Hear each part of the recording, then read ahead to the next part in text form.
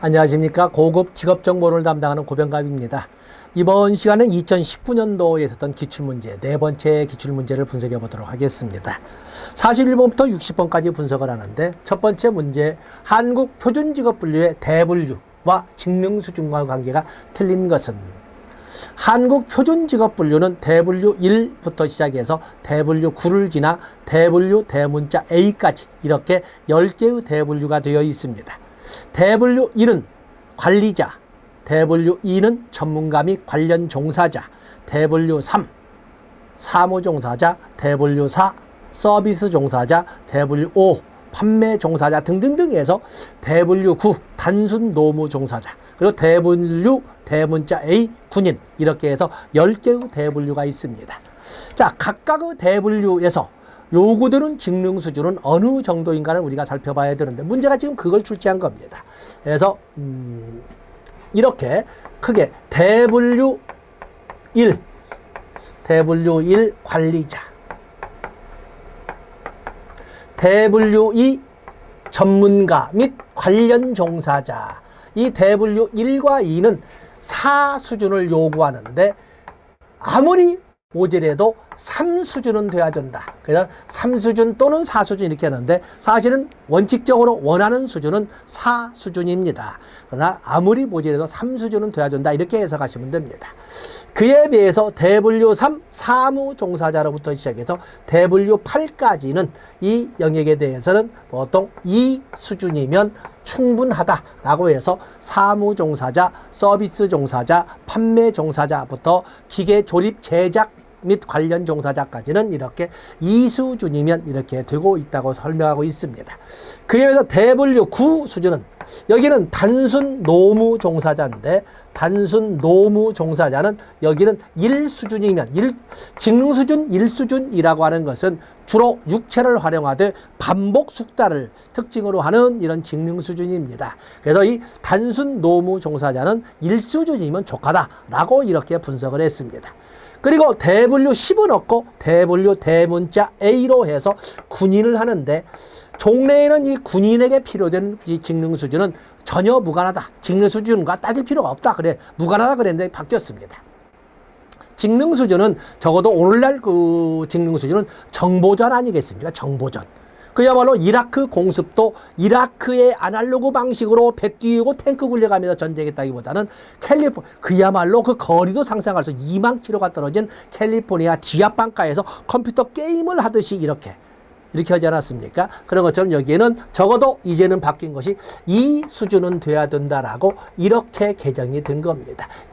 특히 중요한 거죠. 자, 보겠습니다. 한국표준직업분류의 대분류와 직능 수준, 전문가 및 관련 종사자 1수준, 자, 대분류 1 관리자와 2수준 전문가 및 관련 종사자는 원칙은 4수준이 요구되지만 아무리 모질해도 3직능 수준은 요구된다라고 설명합니다. 다음에 3수준인 사무종사자, 서비스 종사자, 판매 종사자 등등등 쭉 해서는 적어도 2직능 수준이 필요하다. 농림업 숙련 종사자 6수준이죠. 그래서 대분류 6으로 해서 제2직능 수준이 필요하다라고 합니다.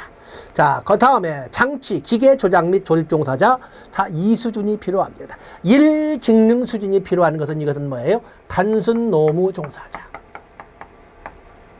단순 노무 종사자는 1수준이면 족하다라고 설명을 했습니다.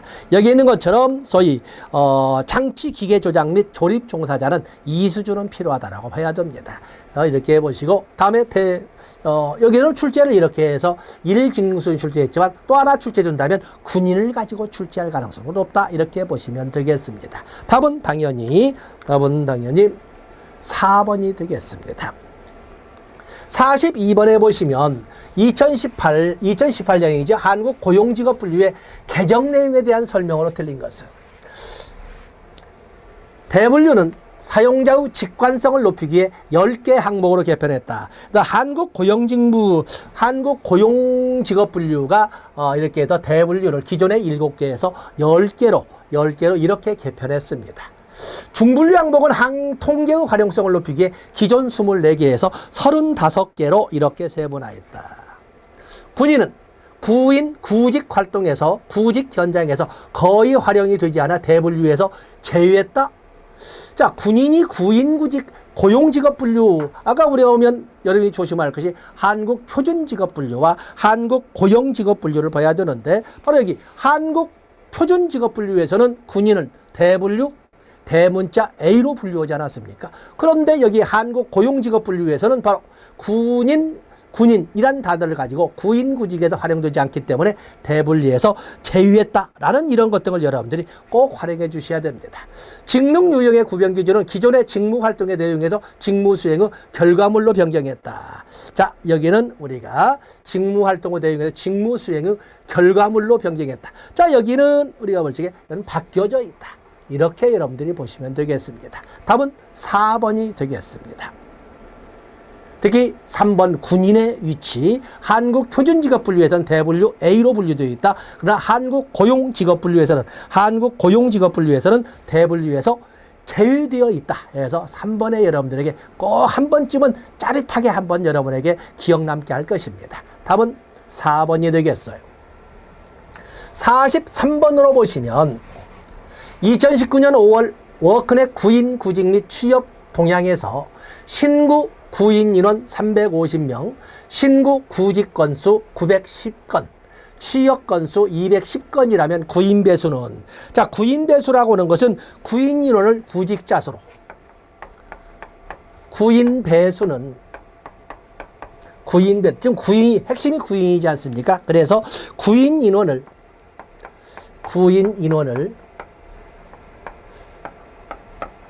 구직자 수로 나누어서 계산하는 방법입니다.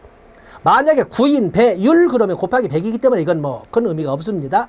지금 여기에는 분명히 구인 배수기 때문에 그 소수점 이하가 나와 있는 거예요. 그러면서 소수 넷째 자리에다 반올림하시오 이렇게 되어 있습니다. 그러면 구직자 수가 몇이? 구직자 수 신규 구인 인원이 350명, 신규 구직 건수, 그래서 구직자 수가 910건이 되어 있고, 다음에 구인 인원이 350명. 일자리를 찾는 사람은 910명인데 일할 사람을 찾는 회사는 350개밖에 없었다. 그래서 여러분 계산하시지요? 계산해서 보시면 뭐 계산기 가지고 가셔라. 그렇죠? 그래서 여러분들 계산해 보시면 되겠습니다. 그래서 93, 27, 9327 이렇게 15에 9327에 8, 9980에 9는 3점. 그렇기 때문에 여기는 그다음에 3.8, 뭐 가까운 곳은 3번밖에 없네요. 그래서 여러분들이 계산기가 없었다고 하더라도 계산기가 없다고 해서 계산을 못할 바는 아니다. 이렇게 계산할 수 있고. 어쨌든 구인 배수라고 하는 것은 일자리를 찾는 사람분의 일자리를 찾는 회사. 그래서 구인 인원을 구직자 수로 나누어서 계산한다는 것을 보시고 율로 나오면 곱하기 100 하면 되니까 주관식이 아닌 이상은 문제는 되지 않습니다. 답은 3번이 되겠습니다. 44번으로 보시면 한국표준산업분류에서 산업분류의 적용원칙으로 틀린 것. 산업분류의 적용원칙은 이건 캔다투 아무리 강조해도 결코 부종함이 없는 이러한 그 아주 중요한 영역이거든요. 어떻게 산업분류하느냐. 근데 함정들이 많아서 복합적인 활동단위는 우선적으로 세세분류를 아니죠. 우리가 산업분류나 직업분류나 먼저 대분류하고 그리고 나서 중분류, 소분류, 세분류, 세사분류 나가는 것이지. 이거 틀린 것은. 여기서 무슨 고민이 필요하겠어요. 그렇기 때문에 이건 답으로 찾아간다면 복합적인 활동 단위의 이 산업분류를 할 때는 먼저 대분류하고 그 다음부터 중분류, 소분류, 세분류, 세세분류로 이렇게 결정해야 됩니다. 생산 단위는 산출물뿐만 아니라 투입물, 생산공정 등을 함께 고려하여 정확하게 설정된 항로로 분류해야 된다. 산출물만 고려한다거나 투입물만 고려해서는 안 되고 모두를 다 같이 고려해서 산출물의 특성, 투입물의 특성, 또 생산공정에서 일반적인 결합 형태를 다 고려해서 아주 가장 정확하게 설명된 항목으로 산업활동이 결합되어 있는 경우에는 그 활동 단위의 주된 활동에 따라서 분류해야 된다. 이때 이 주된 활동이라고 하는 것은 부가가치가 가장 큰 활동을 말하고 있습니다. 공식적 생산물과 비공식적 생산물, 합법적 생산물과 불법적 생산물 분류하지 않는다. 다 좋습니다. 그렇습니다. 공식적, 거의 비공식적, 합법적, 이거는 그냥 법원에서 파기할 문제를 밖에서 알아볼 수조차가 없습니다. 그것을 분류한다는 자체가 우스운 거죠. 그래서 여기도 틀린 것은 당연히 1번이 되겠습니다. 45번으로 넘어가 보시면 워크넷 채용정보 상세 검색 시 워크넷을 보면 채용 정보가 있고 직업 진로가 있고 고용 정책 정보가 있고 훈련 정보, 인재 정보로 쭉 해서 홈페이지 첫면에 떠 있습니다. 그중에 채용 정보를 그리고면 첫 번째 나온 것이 채용 정보 홈이 나옵니다. 그래서 그리고 나서 그 채용 정보 홈을 거치게 되면 바로 채용 정보 상세 검색이 이렇게 나오는데 거기 기업의 형태, 아주 기업 형태의 구분이 나와 있습니다. 뭐 기본적인 함정은 중소기업은 없다 이렇게 누구나 알고 있습니다만은 외국계 기업, 공사 합동 기업, 일학습 병행 기업, 벤처 기업 다 있는데 공사 합동 기업이라고는 것은 존재하지 않습니다. 그래서 여러분들 보면은 거기에 오면 소위 공무원 또는 공기업, 공사나 공기업 또 그런가 하면은 코스피나 코스닥, 강소기업 우리가 보면 여기 보면은 여기 없는 공무원 또는 공사나 공기업 또는 뭐 공공기업 있지요. 또 그러면 벤처기업이 있군요. 또 강소기업 또 청년친화 강소기업 강소기업은 나 청년친화 강소기업 중소기업은 없습니다. 또 맞으면 청년친화가는 가족친화 인증기업 친화 인증기업 또 외국계 기업, 벤처기업, 일학습 이런 등등도 모두 이렇게 채용적인 상세 검색이 있지만 이건 없다. 그래서 공사 합동기업은 언급하지 않고 중소기업도 언급하지 않습니다. 답은 2번이 되겠어요. 45번에 보시면 하도 이 중소기업은 없다 그러다 보니까 문제는 저렇게 공사 합동기업이 되거든요. 공무원 그리고 별도로 공사나 공기업이나 공공기관 이렇게 더 분류를 하고 있습니다. 한국 표준 직업 분류가 기준 자료로 활용되는 분야를 모두 고른 것은 각종 사회, 경제, 통계 조사의 직업 단위 기준, 취업 발전을 위한 구인 구직 안내 기준. 자, 지금 한국 표준 직업 분류가 기준 자료로 어디에서 활용되고 있느냐를 물어보고 있는 겁니다. 다음에 직종별 급여 및 수당 지급 결정 기준.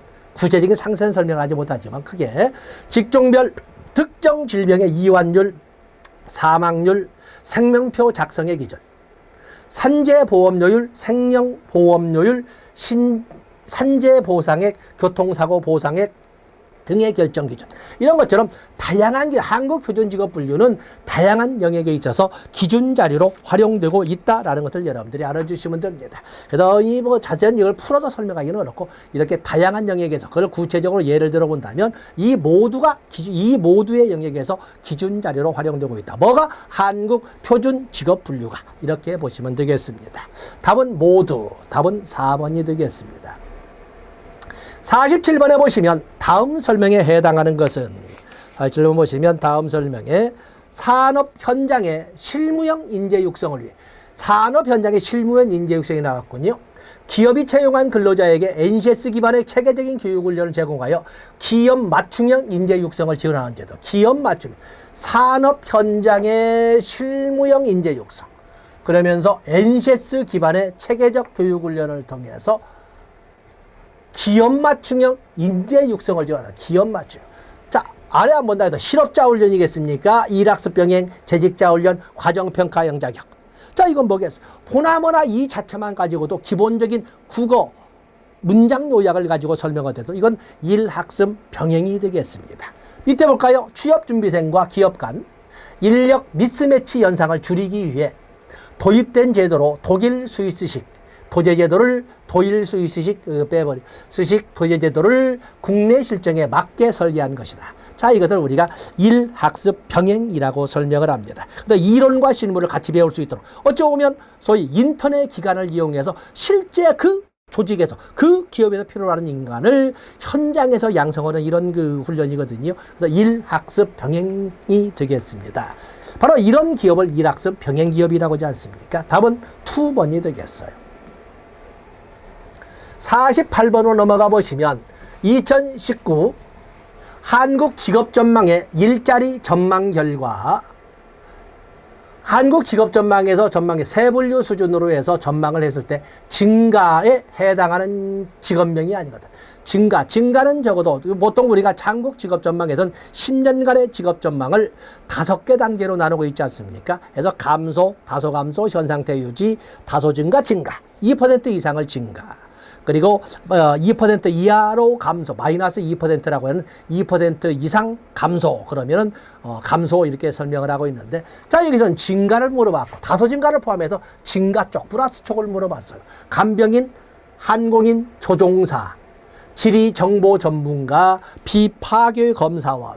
자, 여기에서 보면은 다 간병인, 요즘 보면은 요양에 대한 그 관심이 굉장히 많지 않습니까? 나도 아니면 많은 사람들이 어느 집이나 필요한데 적어도 요양이란 또는 요양 또는 간병사 뭐 이런 그것들을 그걸 빼놓고 설명한다면 한 가족원의 모든 생활이 중단돼야 돼요.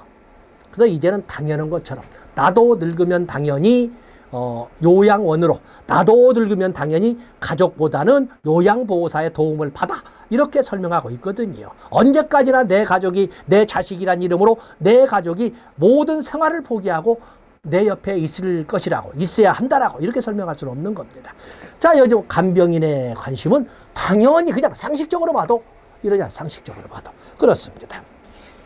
또 그런가 하면은 거기 뭐죠, 항공기 조종사, 요즘에는 교통통신의 발달, 물론 통신의 발달에서 본다면 우리나라의 특히 군수 산업을 중심으로 보더라도 우리나라의 항공산업은 대단한 수준에 올라가 있지 않습니까? 앞으로 가면 이제는 단순히 군 전투기, 수송기 수준을 넘어서 여객기의 수준으로 마치 지금 많은 조선 산업에서 우리가 세계의 탑 클래스에 올라가 있는 것처럼 항공산업도 그 수준에 오를 때까지 키워나갈 거예요. 우리는 지금 발사체, 우리도 언젠가는 달나라에 보내겠습니다만은 이 발사체, 우리가 북한을 두려워하는 것은 그 발사체 아닙니까? 발사체에다가 뭘 실느냐? 거기다가 핵탄두를 찍으면 핵폭탄이 되는 거, 이런 거거든, 발사체. 그래서 뭐 대포동 이론이 뭐 이렇게 두려워하는 것이지, 발사체야 우리도 소위 한미 간의 이런 관계가 아니라면 발사체는 진작에 우리도 만들었을 거예요. 우리 뭐 세종대왕 신기전도 있고 다 그러지 않았습니까? 항공기 조종사의 것은 아주 이건 매력이 많죠. 많은 꿈을 꾸는 항공기 조종사 당연히 증가가 되겠어요. 그다음에 지리정보 전문가, 지리정보 전문가는 이제는 우리가 소위 우리도 인공위성을 통해서 적어도 20cm, 20cm는 찍어낼 때가 되지 않아요. 옛날에 하여튼 1m 20 가지고 대단하다 그랬는데 그야말로 미국에 있는 것은 그냥 6cm, 6cm를 찍어낸다고 할 정도로 얼마나 정밀합니까? 600km 상공에도 그걸 찍어낸 때문에 이 지리 정보 전문가도 사실은 IT 전문가의 수준이 되지 않겠습니까? 여기는 다소 증가의 수준에 있다. 1%, 2% 다소 증가. 그래서 비파괴 검사원, 요즘 보면은 비파괴 검사원의 수준이라고 볼 적엔 여기는 이제는 다 기계가 맞는 역할이 될 겁니다. 그래서 여기는 감소는 아니고 다소 감소. 이렇게 설명을 합니다. 그래서 이거 다소 증가가 포함되기 때문에 이 문제를 설명을 너무 길게 했습니다만 답은 4번이 되겠습니다. 4번. 그래서 상식선을 가지고 많은 사람들이 지리정보 전문가를 가지고 했는데 지리정보 전문가도 분석이거든요. 분석. 그래서 때문에 여기도 감소가 여기도 다소 증가의 수준에 있다. 이렇게 보시면 되겠습니다. 49번에 보시면 다음 중 고용을 주제라는 통계가 아닌 것은, 고급 직업정보론이다 보니까 수없이 많은, 보통 우리가 노동이나 고용을 주제로 하는 통계 자료는 약 40개가, 30여 개가 됩니다. 그 중에 아닌 거, 기업체 노동비용조사, 창업기업 동향, 사업체 노동실태, 일자리 행정통계 등등이 있는데 이 중에 창업기업 동향은 고용을 주제로 하는 것이 아니라 설립에 초점이 있는 거죠. 그야말로 회사 설립에 초점을 둔 것입니다. 때문에 굳이 자세한 것은 문장으로 탑재를 해놨습니다만은 여기에서는 고용 주제, 창업은 고용을 주제로 한 것이 아니라 창업을 주제로 한 것이다 라고 이렇게 여러분들이 보시면 되겠습니다. 답은 2번입니다.